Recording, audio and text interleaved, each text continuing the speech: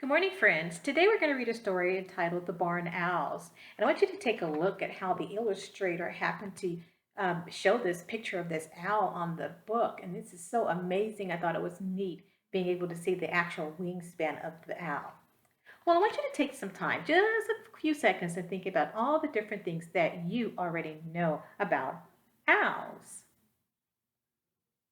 I bet you listed a few.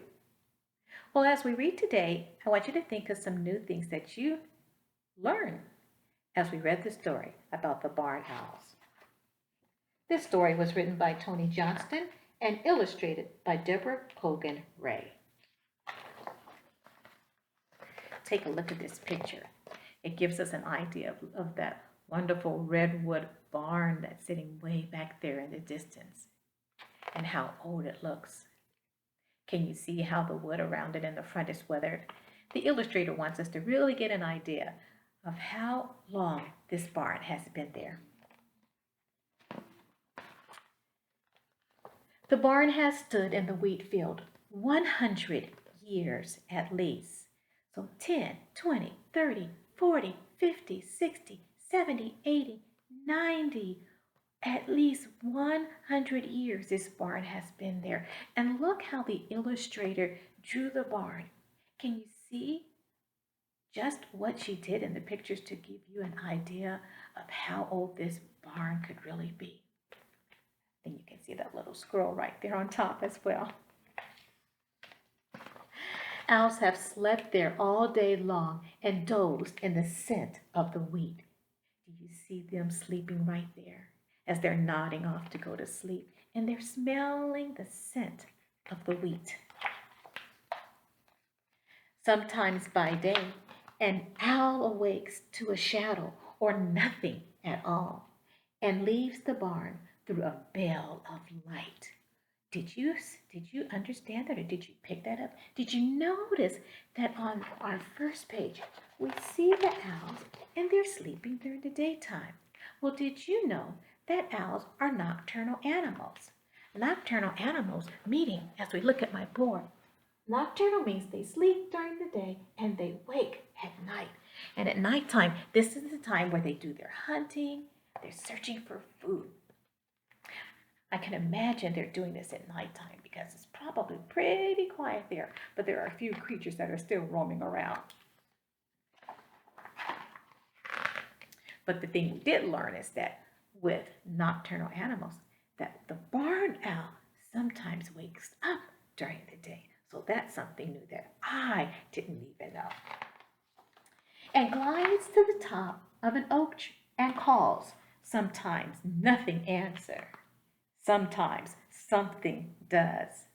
I wonder what answers to the owl's call. What are you thinking?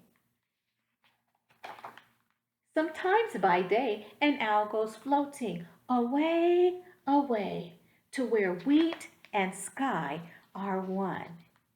Can you see how the wheat and the sky are blending together? Then it floats back to the barn. By night, one by one, stars come out and blink. One by one, owls wake up and blink. I bet you've noticed in the night sky when you look up into the sky and you see the darkness there, and all of a sudden you see those lights blinking, and sometimes it looks like they're going off and on. Well, since the stars are so far away, it looks like the stars are going off and on like you do a light switch. So that's one way the word blink is used. Another way the word blink is used is by the way we open and shut our eyes. So try blinking for me. Open, shut, open, shut. The same way an owl does. And hunt for mice while moons swell and shrink. And here again, so he's been successful. Look at this owl. It was successful in finding a mouse to eat. Owls have hunted in this place.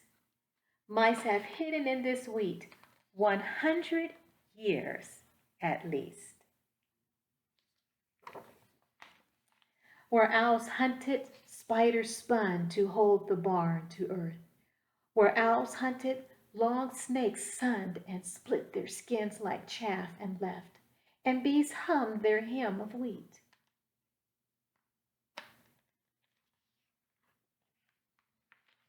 Eggs have hatched in the loft of the barn, one by one, white and warm. Old owls watching new owls born in the redwood barn, in the whisper of the wheat.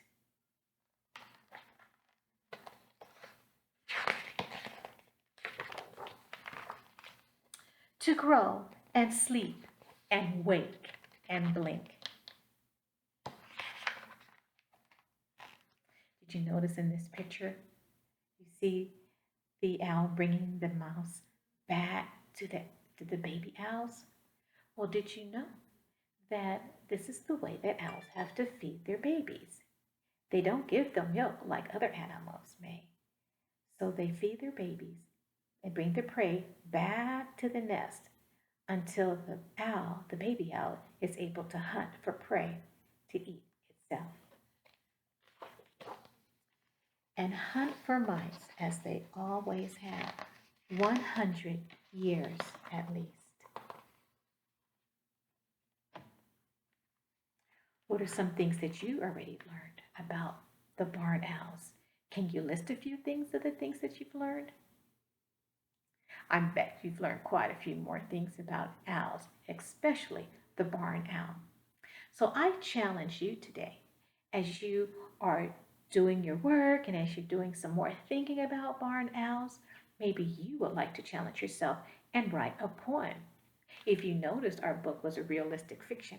That means the facts were true, but the pictures were drawings that we saw about the barn owl.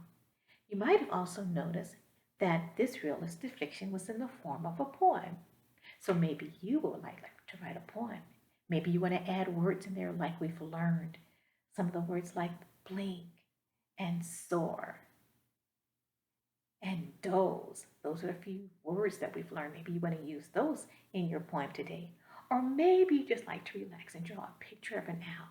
But whatever you do, feel free to share those things with your teachers. You can send it to us have your parents send it to us on Class Dojo so we can take a look at it.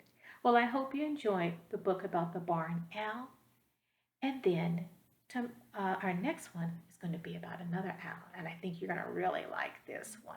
All right, take care, and until next time, bye.